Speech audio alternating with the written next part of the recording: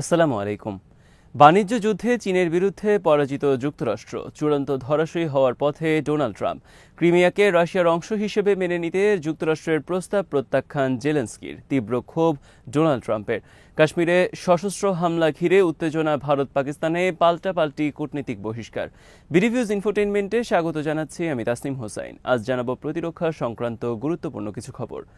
ভারত নিয়ন্ত্রিত কাশ্মীরে সশস্ত্র হামলায় ২৬ সদস্য হত্যার জন্য ভারত পাকিস্তানকে দায়ী করেছে। হামলাকারী জঙ্গিরা হামলা চালিয়ে পাকিস্তান নিয়ন্ত্রিত কাশ্মীরে পালিয়ে গেছে বলে দাবি করেছে ভারত। মঙ্গলবারের হামলাকে কেন্দ্র পাকিস্তানের বিরুদ্ধে তীব্র ক্ষোভ বিরাজ করছে ভারত জুড়ে। উত্তেজনা চলছে ভারত পাকিস্তানের মধ্যে। ঘটেছে পাল্টাপাল্টি কূটনীতিক বহিষ্কারের ঘটনা। বুধবার ভারত নয়াদিল্লিতে নিযুক্ত পাকিস্তান দূতাবাসে পাকিস্তানের সামরিক কর্মকর্তাকে অবাঞ্ছিত ঘোষণা করে। ৫ দিনের মধ্যে তাকে ভারত ছাড়তে বলা হয়েছে। জবাবে পাকিস্তানও ইসলামাবাদে নয়াদিল্লির দূতাবাসের সামরিক কর্মকর্তাকে অবাঞ্ছিত ঘোষণা করে। এছাড়া ভারত নয়াদিল্লিতে পাকিস্তান দূতাবাসে পাকিস্তানি কর্মকর্তার সংখ্যা ৫৫ জন থেকে কমিয়ে ৩০ জন করার ঘোষণা দিয়েছে।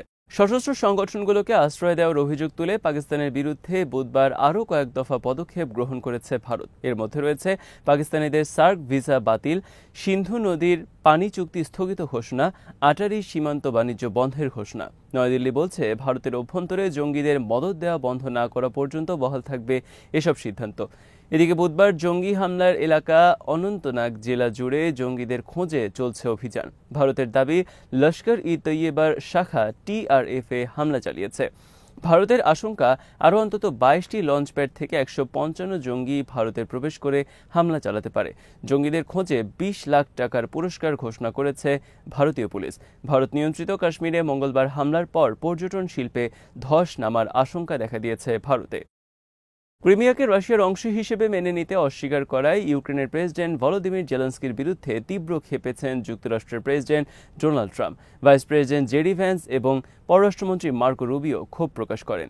বুধবার ডোনাল্ড ট্রাম্প জেলেনস্কির উদ্দেশ্যে বলেছেন, হয় তাকে শান্তি চুক্তি করতে হবে, অন্যথায় আরও ৩ বছর যুদ্ধ করতে হবে, আর সেই যুদ্ধে পুরো ইউক্রেনকে রাশিয়ার কাছে হারাতে হবে তাকে। ট্রুথ সোশ্যাল নামক সামাজিক যোগাযোগ মাধ্যমে ট্রাম্প বুধবার লিখেছেন, ক্রিমিয়াকে রাশিয়ার অংশ হিসেবে মেনে নিতে অস্বীকার করে জেলেনস্কি যুদ্ধবন্ধের আলোচনায় বড় ধরনের ক্ষতি করলেন। তার জানা উচিত, এই আলোচনায় তার গর্ব করার মতো কিছু নেই। এর আগে বুধবার যুক্তরাষ্ট্রের ভাইস প্রেসিডেন্ট জেডি ভ্যান্স জেলেনস্কির প্রতি তীব্র ক্ষোভ প্রকাশ করে বক্তব্য দেন। জেডি ভ্যান্স বুধবার ভারত সফরের সময় বলেছেন, রাশিয়া ও ইউক্রেন যদি দ্রুত শান্তি চুক্তিতে রাজি না হয়, তাহলে তারা এই সংক্রান্ত আলোচনা থেকে নিজেদের প্রত্যাহার করে নেবে।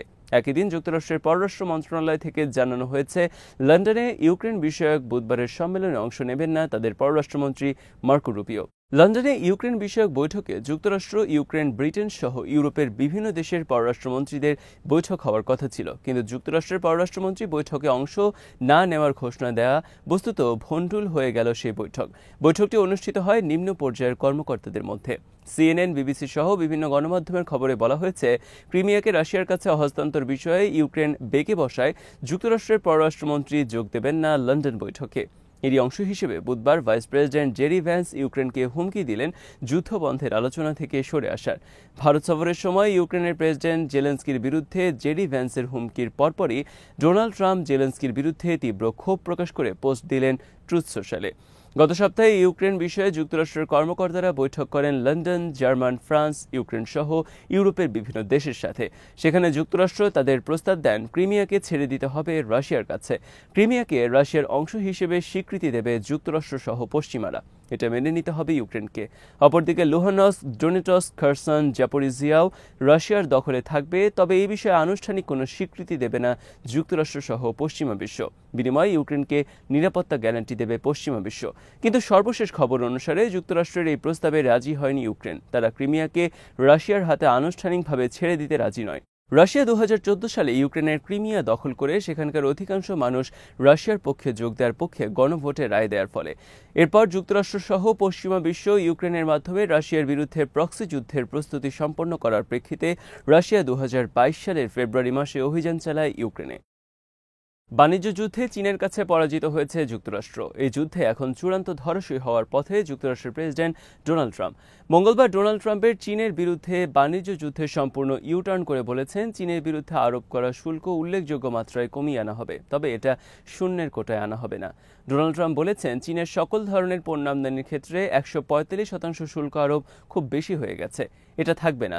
চীনসহ বিভিন্ন দেশের বিরুদ্ধে ডোনাল্ড ট্রাম্পের বাণিজ্য যুদ্ধের কারণে লণ্ডভণ্ড অবস্থা বিরাজ করছে মার্কিন অর্থনীতিতে। পরিস্থিতি স্বাভাবিক করার কোনো লক্ষণ নেই, বরং ক্রমে অবনতির দিকে যাচ্ছে। এই অবস্থায় ডোনাল্ড ট্রাম্প মঙ্গলবার ঘোষণা দিতে বাধ্য হলেন চীনা পণ্য আমদানির ক্ষেত্রে শুল্ক কমানোর। মঙ্গলবার ট্রাম্প আরেক ঘোষণায় বলেছেন, ফেডারেল রিজার্ভ ব্যাংক চেয়ারম্যান জেরোম পাওয়েলকে বহিষ্কারের কোনো ইচ্ছা তার নেই। চীনের বিরুদ্ধে শুল্ক কমানো এবং জেরোম পাওয়েলকে বরখাস্ত না করার ঘোষণা দেওয়ার পরপরই নতুন করে চাঙ্গা হয়ে উঠেছে যুক্তরাষ্ট্রের শেয়ার বাজার। বুধবার ডাও জোন্সের শেয়ারের মূল্য বেড়েছে 1.1%, নাসদাকের শেয়ারের দাম বেড়েছে 2.4% এবং S&P 500 এর শেয়ারের মূল্য বেড়েছে 1.5%। এই তিনটি যুক্তরাষ্ট্রের শেয়ার বাজারের সবচেয়ে বড় কোম্পানি। পাল্টাপাল্টি শুল্ক আরোপের ফলে বর্তমানে চীনা পণ্য আমদানির ক্ষেত্রে যুক্তরাষ্ট্রের শুল্কের পরিমাণ দাঁড়িয়েছে 145% এবং যুক্তরাষ্ট্র থেকে চীনে পণ্য আমদানির ক্ষেত্রে চীনের শুল্কের পরিমাণ দাঁড়িয়েছে 84%। এই বাণিজ্য যুদ্ধে ট্রাম্প চীনের বিরুদ্ধে প্রথম বড় ধরনের পরাজয় স্বীকার করেন 12 এপ্রিল। এদিন ট্রাম্প চীন থেকে smartphone, computer, solar cell, memory card এবং বিভিন্ন ধরনের ইলেকট্রনিক পণ্য, সেমিকন্ডাক্টর আমদানির ক্ষেত্রে শুল্ক রহিত করার ঘোষণা দেন। এর ফলে বড় ধরনের স্বস্তি ফিরে আসে যুক্তরাষ্ট্রের অ্যাপল, মাইক্রোসফট সহ আরও বিভিন্ন টেক জায়ান্ট কোম্পানিগুলোতে। তবে চীন থেকে এসব পণ্য আমদানির ক্ষেত্রে 20% শুল্ক বজায় থাকবে বলে জানানো হয়। বিভিন্ন দেশের পণ্য আমদানির ক্ষেত্রে ডোনাল্ড ট্রাম্প যেসব দেশের উপর মূল 10% শুল্ক আরোপ করেছিলেন তাও রহিত করা হয় এদিন। CNN সহ যুক্তরাষ্ট্রের বিভিন্ন গণমাধ্যমের খবরে বলা হয়েছে, ট্রাম্পের বাণিজ্য যুদ্ধের পর থেকে সবচেয়ে ভালো খবর ছিল এটি, কারণ যুক্তরাষ্ট্রের অ্যাপল কোম্পানি তাদের আইফোন তৈরির ক্ষেত্রে 90% নির্ভর করে চীনের ওপর। চীনেই আইফোন তৈরি এবং অ্যাসেম্বলির কাজ করে থাকে অ্যাপল কম্পিউটার। কিন্তু যুক্তরাষ্ট্র চীন থেকে সকল প্রকার পণ্য আমদানির ক্ষেত্রে 145% শুল্ক আরোপ করায় লণ্ডভণ্ড অবস্থার সৃষ্টি হয় অ্যাপল সহ বিভিন্ন টেক জায়ান্ট কোম্পানির। ট্রাম্পের শুল্ক যুদ্ধের কারণে মাত্র কয়েকদিনের মধ্যে অ্যাপল, গুগল, অ্যামাজন, টেসলা এবং ফেসবুক বা মেটা কোম্পানির বাজার থেকে হারায় $1,800 বিলিয়ন মূলধন। ট্রাম্পের বাণিজ্য যুদ্ধের বিরুদ্ধে চীন সবচেয়ে বড় আঘাত করে গত 11 এপ্রিল। এদিন এক ঘোষণায় চীন যুক্তরাষ্ট্র থেকে পণ্য আমদানির ক্ষেত্রে 50% শুল্ক বৃদ্ধির কথা জানায়। চীনা এই ঘোষণার সাথে ধস নামে যুক্তরাষ্ট্রের শেয়ার বাজারে। ফলে ট্রাম্প ওই দিনই 3 মাসের জন্য স্থগিত করেন চীনের বিরুদ্ধে অতিরিক্ত শুল্ক। এরপর 12 এপ্রিল শনিবার ডোনাল্ড ট্রাম্প আরেক দফা পিছু হটে স্মার্টফোন এবং কম্পিউটারের উপর থেকে শুল্ক প্রত্যাহারের মাধ্যমে। সর্বশেষ 22 এপ্রিল মঙ্গলবার ট্রাম্প চীনা পণ্য আমদানির ক্ষেত্রে শুল্ক কমিয়ে আনার যে ঘোষণা দিলেন, এর মাধ্যমে বস্তুত তিনি চীনের বিরুদ্ধে পরাজয় স্বীকার করে নিলেন চলমান বাণিজ্য যুদ্ধে। ট্রাম্পের বাণিজ্য যুদ্ধ ঘোষণার পরপরই ব্রিটেন, ফ্রান্স, ইটালি সহ বিভিন্ন দেশের সরকার প্রধান ছুটে গিয়েছিলেন হোয়াইট হাউসে। ডোনাল্ড ট্রাম্প চেয়েছিলেন চীনও ট্রাম্পের কাছে নথি স্বীকার করবে, কিন্তু চীন কোনো ধরনের নথি স্বীকার না করে যুক্তরাষ্ট্র থেকে পণ্য আমদানির ক্ষেত্রে একের পর এক পাল্টা শুল্ক আরোপ করতে থাকে। চীনা প্রেসিডেন্ট শি জিনপিং এর পক্ষ থেকে ঘোষণা দেওয়া হয় তারা এর শেষ দেখে ছাড়বে। চীনের এই অনমনীয় অবস্থানের কারণে যুক্তরাষ্ট্রের অর্থনীতিতে সৃষ্ট নৈরাজ্যকর পরিস্থিতিতে গোটা যুক্তরাষ্ট্র জুড়ে রাস্তায় নামে লাখ লাখ আমেরিকান।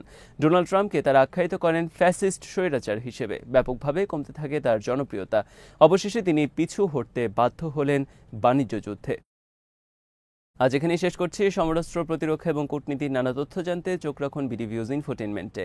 চ্যানেলটি ভালো লাগলে সাবস্ক্রাইব করুন, সংযুক্ত থাকুন আমাদের ফেসবুক পেজে। আল্লাহ হাফেজ।